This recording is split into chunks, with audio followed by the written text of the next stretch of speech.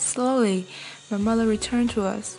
She began to clean and cook and preserve some of the food I brought in for winter. People traded us or paid money for her medical remedies. One day, I heard her singing. Pring was thrilled to have her back, but I kept watching, waiting for her to disappear on us again. I didn't trust her, and some small gnarled place inside me hated her for her weakness, for her neglect, for the months she had put us through. Pring forgave her, but I had taken a step back from my mother, put up a wall to protect myself from needing her, and nothing was ever the same between us again. Now I was going to die without that ever being set right. I thought of how I had yelled at her today in the Justice building. I had told her I love her too, though, so maybe it would all balance out. For a while, I stand staring out the train window, wishing I could open it again, but unsure of what would happen at such high speed. In the distance, I see the light of another district. 7, 10, I don't know.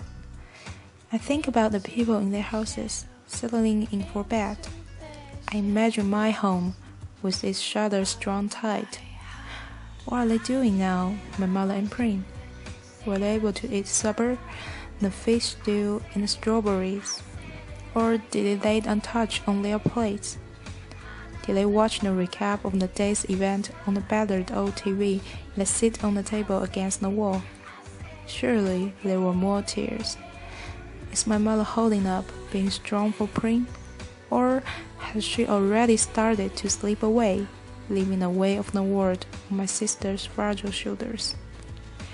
Pring will undoubtedly sleep with my mother tonight. The thought of that scruffy old buttercup posting himself on the bed to watch over Pring comforts me. If she cries, he will nurse his way into her arms and curl up there until she comes down and falls asleep. I'm so glad I didn't drown him. Imagining my home makes me ache with loneliness. This day has been endless. Could Gail and I have been eating blackberries only this morning? It seems like a lifetime ago, like a long dream that deteriorated into a nightmare. Maybe if I go to sleep, I will wake up back in District 12, where I belong. Probably no drawers hold any number of nightgowns, but I just strip off my shirt and pants and climb into bed in my underwear. The sheets are made of soft, silky fabric. A thick, fluffy comforter gives immediate warmth. If I'm going to cry, now is the time to do it. By morning, I'll be able to wash the damage done by tears from my face. But no tears come. I'm too tired or too numb to cry. The only thing I feel is a desire to be somewhere else, so I let the train rock me into oblivion. Gray light is leaking through the curtains when the rapping rouses me. I hear P13's voice calling me to rise. Up, up, up! It's going to be a big, big, big day! I try and imagine for a moment what it must be like inside that woman's head. What thoughts fill her waking hours? What dreams come to her at night? I have no idea. I put the green outfit back on since it's not really dirty, just slightly crumpled from spending the night on the floor. My fingers trace a circle around a little gold mockingjay, and I think of the woods, and of my father, and of my mother and Pring waking up, having to get on with things. I slept in the elaborate braided hair my mother did from the ribbing, and it doesn't look too bad, so I just leave it up. It doesn't matter. We can't be far from capital now. And once we reach the city, my stylist will dictate my look for the opening ceremonies tonight anyway.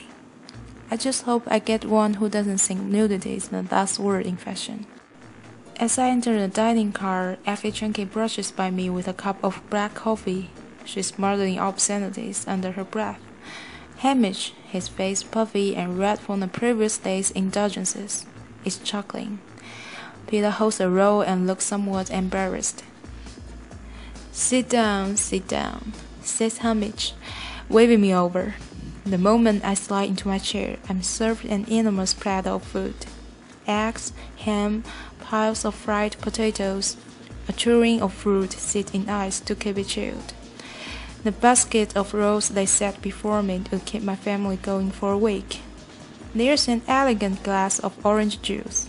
At least, I think it's orange juice. I've only even tasted an orange once, at New Year's when my father bought one as a special treat. A cup of coffee. My mother adores coffee, which we could almost never afford, but it only tastes bitter and thin to me. A rich brown cup of something I've never seen. They call it hot chocolate, says Peter. It's good. I take a sip of the hot, sweet, creamy liquid, and a shudder runs through me. Even though the rest of the meal begins, I ignore it until I've drained my cup.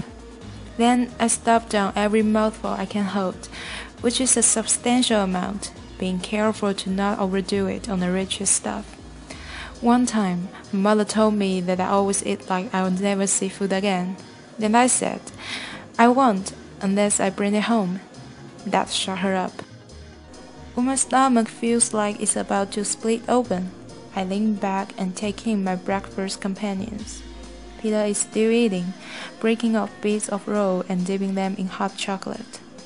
Hamish hasn't paid much attention to his brother, but he's knocking back a glass of red juice that he keeps thinking was a clear liquid from a bottle. Judging by the fumes, it's some kind of spirit. I don't know Hamish, but I've seen him often enough in the hop, tossing handfuls of money on the counter of the woman who sells white liquor. He'll be incoherent by the time we reach the capital. I realize I detest Hamish. No wonder the District 12 tributes never stand a chance. It isn't just that we've been underfed and lack training. Some of our tributes have still been strong enough to make a go of it.